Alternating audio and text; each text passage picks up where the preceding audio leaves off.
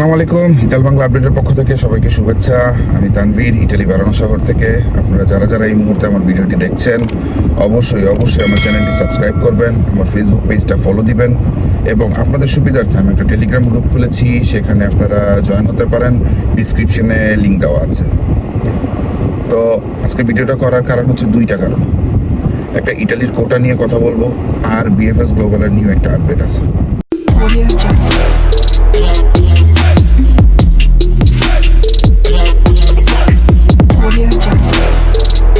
তো প্রথমে আসি বিএফএস গ্লোবাল নিয়ে।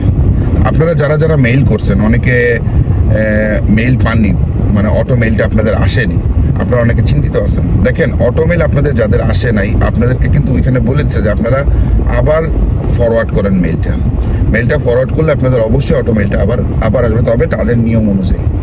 ওকে। আর যারা অ্যাপয়েন্টমেন্টের জন্য ওয়েট করতেছেন এখন পর্যন্ত, আপনাদের জন্য নতুন একটা সিস্টেম তারা করতেছে। সেটা হচ্ছে আপনাদেরকে তারা একটা মেইল করবে, যার মূল্যস্তা আসল সেও মেইল পাবে, যার মূল্যস্তা নকল সেও মেইল পাবে। নকল যাদের মূল্যস্তা, মানে জাল মূল্যস্তা যাদের, তাদেরকে বলবে যে আপনার মূল্যস্তাটা আসল না।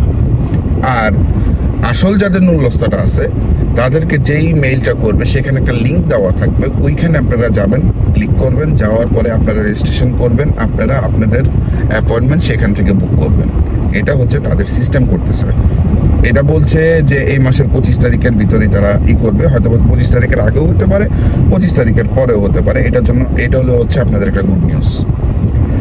আর ইটালির ফ্লুসির ব্যাপারে দেখেন, আপনারা অনেকে ইটালির ফ্লুসির যে 2024-এর কোটা আপনারা লিস্ট পাইছেন, জানতে পারছেন। আমি আমার ফেসবুকে লাইভেও বলে দিছি কোন জায়গা থেকে কতগুলি কোটা দিছে। দেখেন, এবার কোটাটা না, মানে খুব ব্যতিক্রমভাবে কোটাটি দিছে। জানি না কোন হিসাবে এরকম কোটাগুলি দিছে। এটা লোকে সম্পূর্ণ ডিপেন্ড করে গভর্নমেন্টের উপরে। তো যেখানে বেশি কোটা দরকার সেখানে কম দিছে, যেখানে কম কোটা দরকার সেখানে বেশি দিছে।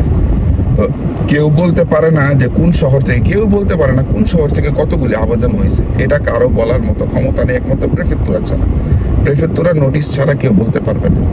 আর কোনো প্রেফেক্টুরাতে এখন পর্যন্ত তাদের ওয়েবসাইটে কোনো নোটিশ দেয়নি যে আমার প্রেফেক্টুরার থেকে এত জমা হয়েছে, ওই প্রেফেক্টুরার থেকে এত জমা হয়েছে না। যাই হোক, আপনারা অনেকে কোটার জন্য বসে রয়েছেন যে আপনারটা কোটায় ঢুকে নিয়ে আপনি যেই শহর থেকে জমা দিচ্ছেন ওই শহরে কোনো কোটাই দেয়নি।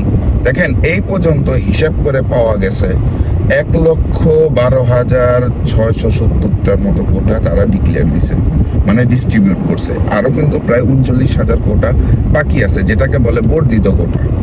ঠিক আছে, ওনারা বর্ধিত কোটা হিসাবে দেয়, কিন্তু এটা অ্যাকচুয়ালি বর্ধিত কোটা না, এটার ভিতরে, এই কোটার ভিতরে, এটা বর্ধিত কোনো কোটা না।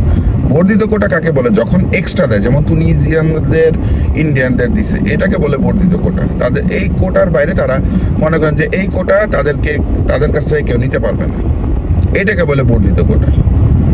তো আপনারা এখনো ওয়েট করতেছেন, ওয়েট করেন, হয়তো বা কালকে পরশুর ভিতরে আপনাদের এই বর্ধিত, মানে এই কোটাটা, এই 39,000 কোটাটা আবার আরেকটা ডিক্লেয়ার হবে, আরেকটা লিস্ট দিবে গভর্নমেন্টের পক্ষ থেকে। তখন আপনারা জানতে পারবেন হয়তো বা আপনারা যেই শহর থেকে দোমানদা করছেন, যে শহর থেকে আবেদন করছেন, সেই শহরে এখন কোনো কোটা দেয়নি, হয়তো বা সেই 39,000 থেকে আপনাদেরকে আবার আরেকটা কোটা দিবে। সেখানে আপনারা এটা নিশ্চিন্তে থাকেন যে আরেকটা কোটার লিস্ট আসতেছে।